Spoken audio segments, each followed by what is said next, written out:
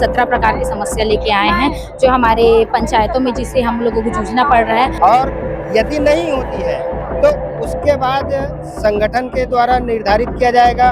हो सकता है अनिश्चितकालीन हड़ताल में सरपंच भी चले जाएंगे। जो गौठान की राशि है उसे गौ धान में या गौ जो माता है उन पर इन्वेस्ट करने के लिए हमको अधिकार दिया जाए। तो इस वक्त मैं मौजूद हूँ दुर्ग जिला मुख्यालय में और इस तरफ आप देख सकते हैं पूरी तरीके से बैरिकेडिंग कर दी गई है क्योंकि बड़ी संख्या में सरपंच संघ यानी कि दुर्ग जिले के तीनों ब्लॉक से सरपंच संघ यानी कि सभी सरपंच जो है आज यहाँ पर इकट्ठा हो चुके हैं और कई सारी इनकी मांगे हैं, कई टेक्निकल जो चीजें हैं जिनकी वजह से इनके कामों में रुकावट आ रही है, जिसमें से एक जैम पोर्टल भी है जिसमें ठेकेदारों को परेशानी हो रही है। यहाँ महिला सरपंच है, बात कर लेते। जी क्या नाम है? जी, मेरा नाम गायत्री साहू है। मैं ग्राम पंचायत उपरा से सरपंच हूँ।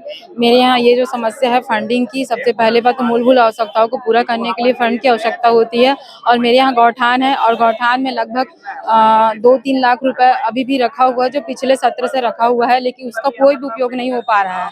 आज जो हमें मूलभूत आवश्यकता को पूर्ण करने के लिए राशि की भी आवश्यकता होती है, तो जो गौठान की राशि है उसे गौ धान में या गौ जो माता है उन पर इन्वेस्ट करने के लिए हमको अधिकार दिया जाए, क्योंकि उसको खाते में हस्तांतरित तो किया गया है लेकिन उसे खर्च करने का अधिकार हमें नहीं दिया गया है, तो उसे खर्च करने का अधिकार दिया जाए। कमियां कहाँ आ रही है, बातें कहाँ पर रोक रही है, टेक्निकल फॉल्ट है कि क्या परेशानी है? अब हमने प्रयास किया, हमने सीओ से भी बात किया है तो उन्होंने कहा कि आप उस पैसे को नहीं निकल पाओगे क्योंकि ऊपर से ही उनका प्रतिबंधित है, तो उसे आप हाथ नहीं लगा सकते। ऐसा सीओ से हमें जानकारी मिला है, हम गए थे उनके पास में।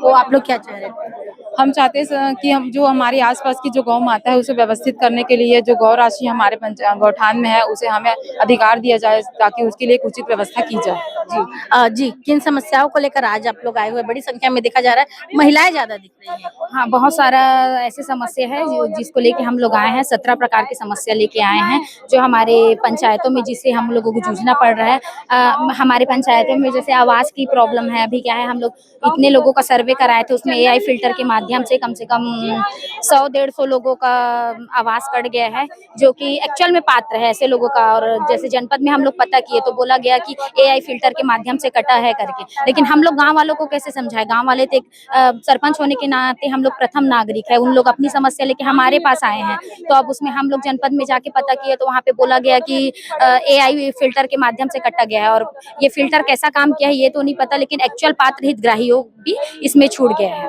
जमीनी स्तर पर आप लोगों ने देखा कि वो लोग जरूरतमंद है लेकिन पोर्टल से नाम कट गया, ऐसा क्या मतलब कारण लग रहा है? एआई से फिल्टर किया गया तो फिर क्या चीजें आई होगी लग रहा है? नहीं पता मैडम, वही तो क्या प्रॉब्लम है ये चीज हम लोग नहीं बता सकते, लेकिन एक्चुअल पात्र हितग्राही लोग भी छूट गए हैं। और जैसे पेंशन है तो वृद्धा पेंशन है, प्रतियोगिता वो सारा पेंशन है, तो उसमें क्या है कि 2011 के जनगणना सूची के हिसाब से उन लोगों को जिनका नाम अगर 2011 के सूची में नाम है उनको ही हम लोग लाभान्वित कर पाएंगे। और ऐसे इतना पात्र हितग्राही है, जैसे 200 से 300 हितग्राही होंगे मेरे ही स्वयं पंचायत में। मैं अपनी एक पंचायत की बात बताऊं तो उनको क्या है हम लोग लाभान्वित नहीं कर पा रहे हैं। अब उन लोगों का कहना ये है कि जब वोटर लिस्ट में नाम हमारा आ रहा है तो फिर 2011 की सूची में हमारा नाम कैसे आ रहा है? हम लोग अपने स्तर पे लगातार ये प्रयास कर रहे हैं कि उनका नाम जुड़े और या ग्राम सभा को अनुमोदन करके उसको अधिकार दिया जाए कि कम से कम ग्राम सभा अनुमोदन से उन लोगों का आवास हो या पेंशन हो, उन लोगों को पात्र किया जाए। क्या लग रहा है सरकार को क्या बदलाव लाना चाहिए जिसके बाद जो है आप लोग की समस्याओं का समाधान हो? जैसे अब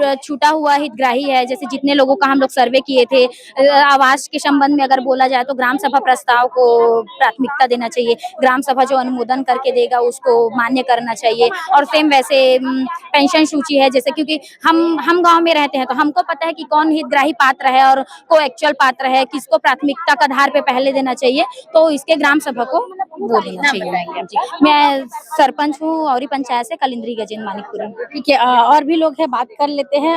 जी 17 सूत्रीय मांगे हैं आप लोगों की, क्या कहेंगे? कौन कौन सी मुख्य मांगे? जी, 17 सूत्रीय मांगों में बहुत सारी मांगे ऐसी है जो ग्राम पंचायतों में पूर्ण जो पुराने नियम कानून थे उसे आगे बढ़ाना बहुत जरूरी है। जैसे 2011 की सर्वे सूची हो, चाहे आवास प्लस 2.0 में जो पात्र लोग हैं उसको कट गया है बहुत सारे ग्राम पंचायतों में। तीसरा है जैसे कि घुमंतु जो पशु थे पहले शासन में, उसकी योजनाओं का हमें मतलब बहुत सारे लाभ हुए थे, तो वापस उस योजना को स्टार्ट किया जाए। और कुछ योजनाएं ऐसी है जैसे जेम पोर्टल है, जैसे शासन का कहना यह है कि जेम पोर्टल वगैरह में जिनका आईडी होगा वहीं से सामान परचेसिंग करना है, वहीं से सामान लेन देन। क्या दिक्कत आ रही है? दिक्कत ये होगी कि हम लोग सब सरपंच लोग गांव में निवासरत रहते हैं, तो आसपास में जो दुकान होते हैं वहाँ क्या होता है कि हम एक तो 15 वित्त का लेन देन ऐसा होता है कि शासन जब भी लगता है तो वो शासन उस पोर्टल को बंद कर देता है, तो उसका लेन देन पेमेंट सही समय पे नहीं हो पाता है। जैसे मैंने सामान खरीदा तो उसका पेमेंट सही समय पर नहीं हो पाता है। तो जी, मेरा नाम अर्चना यादव है। जी भैया, क्या कुछ ऐसे बदलाव सरकार को लाने चाहिए जिसके बाद आप लोगों की जो 17 सूत्रीय मांगे हैं, जो समस्या आप लेकर आए हैं, वो उसको समाधान करें? अब बदलाव ऐसा है कि हम लोग जो मांगे बनाए हैं इसमें अगर विचार करे सरकार, इसमें संशोधन करे जो हम लोग मांग कर रहे हैं, तो बदलाव बहुत अच्छा होगा। सभी सरपंचों के लिए होगा, ऐसा नहीं है कि हमारे दुर्ग जिले के सरपंचों के लिए, ये पूरे छत्तीसगढ़ के सरपंचों के लिए हितकारी होगा। बहुत सारी समस्याएं जो ग्राउंड लेवल, मुख्य चीजें तो 2.0 आवास का जो बताया हमारे साथी लोग, वो है, आवास का है। और वो कार एजेंसी है, सरपंचों के हाथ में नहीं रहता, 50 लाख तक का हम लोग का बोल रहे हैं। और भी अन्य एजेंसियों के माध्यम से काम होता है, उनकी पूर्णता प्रमाण पत्र वगैरह पंचायत से जाना चाहिए। और सरपंचों का भी मानदेय जो है वो बढ़ना चाहिए, क्योंकि हमारे नीचे जो भी हमारे सचिव हैं, जो वो हमारे कंप्यूटर ऑपरेटर हैं, हमारे जो वृत्य हैं, इनका वेतन हम ग्राम के प्रमुख हैं, हम लोग प्रधान होते हैं, हमारे से कहीं ज्यादा है। तो 4,000 रुपये जो हमारा वो है उसको बढ़ाना चाहिए, पंचों का भी बढ़ाना चाहिए, ऐसा है। ज्ञापन सौंपे आप लोग? ज्ञापन अभी कलेक्टर साहब लंच में है मेरे ख्याल से, तो आएंगे तो जिला प्रशासन से आपको राज्य सरकार? उम्मीद है, तो खैर अब ज्ञापन देंगे, उसके बाद अब उनका क्या रिएक्शन आता है उसके हिसाब से है। उम्मीद तो किए हैं, सरकार से उम्मीद है तभी ज्ञापन दे रहे हैं। जैसे आप लोगों की बात अगर नहीं सुनी जाती है तो आगे क्या?